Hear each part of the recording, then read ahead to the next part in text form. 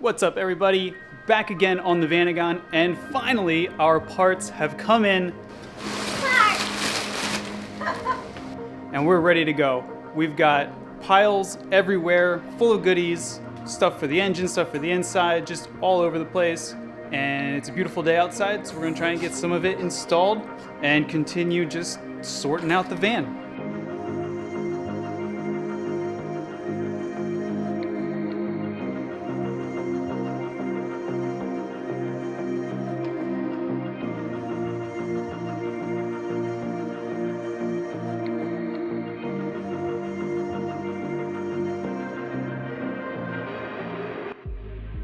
Here's the battle I fought yesterday.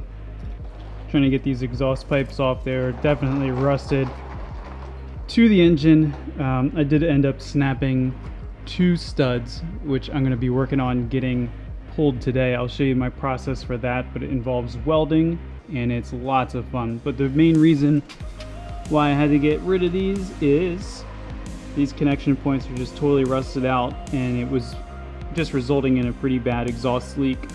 Replacing that old stuff is going to be these nice brand new stainless units from Go Westy.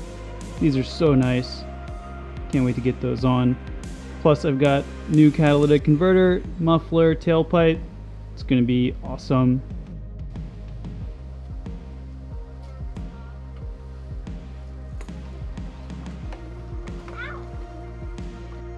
Up first though, the inspection report that came along with the Vanagon from, I guess he got it inspected somewhere, said that the tie rod on the passenger side, the inner one, was loose. So just good practice. I'm going to replace that one and do the 2 outer tie rods as well at the same time. Hopefully that doesn't take too long.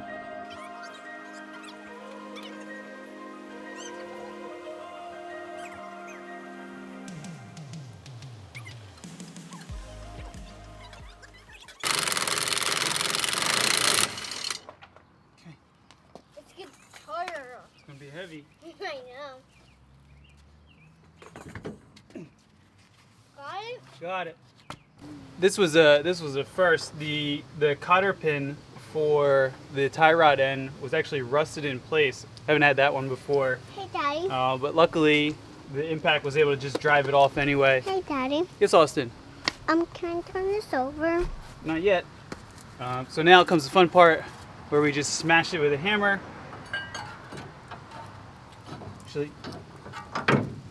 And voila! Unfortunately, the audio failed here, but what I was talking about is in order to get your steering kind of close to how it was before, set the old tie rod next to the new one and thread on the tie rod end so that it's the same length as the old one. It won't be perfect, but it'll be straight enough that you can drive it to the nearest alignment shop. We're all set over here. I've got everything tightened down, and the last step, just put a fresh cotter pin into the castle nut.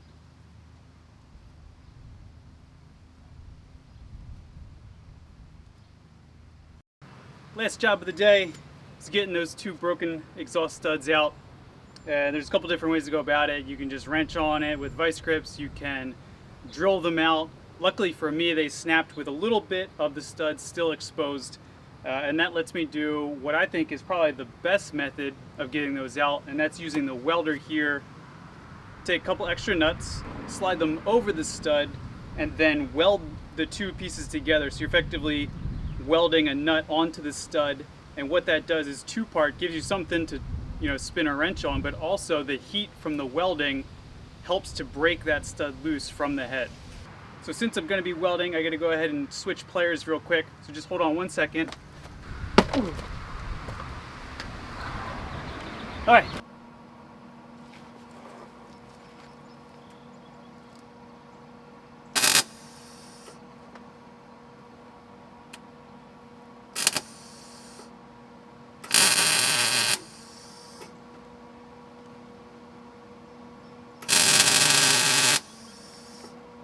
So here we are. Hopefully you can see that. I've got the weld built up on top of that stud, and I've hit it with the hammer a couple times to break her loose. Hopefully, I think it's turning now. Hopefully it's coming with it. So Let's see what we can do here.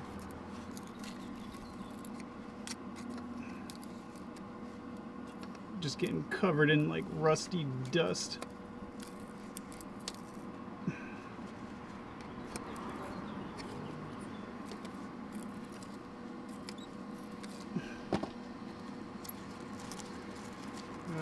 That kind of feels good. Oh baby.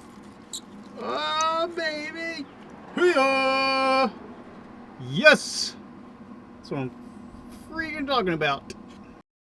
Alright, back out from under the depths, and you can get a better look now at what I'm working with. So, picture this part stuck in the head. Just slide the nut over there, hit it with that weld as hot as you can get it, and hopefully, I mean this one took actually 3 different tries, but hopefully it's just enough to pull that stud out without drilling, because man, I hate drilling studs. Well, it is once again nap time, and I'm not sure where I left off on the exhaust piece, but I just can't be bothered to crawl under the van for like a 5th day in a row. So we're gonna take a little bit of a side shortcut here and work on these front indicators. When I first took these apart, as you can see, they kind of look like they came off the Titanic, which I understand is a common thing with Vanagons. Apparently this little rubber dust seal does not actually do much in the way of sealing things, but it does actually trap water, whatever. The important part is I've got a new little connector here for the bulb, and I'm going to clean up these connections because they are pretty nasty. Oh, that's not good. That terminal just completely snapped off.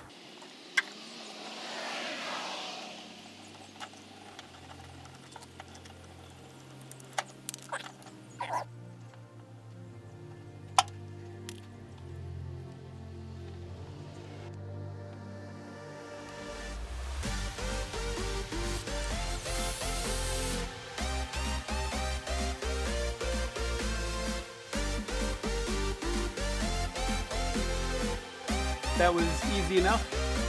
See if it works.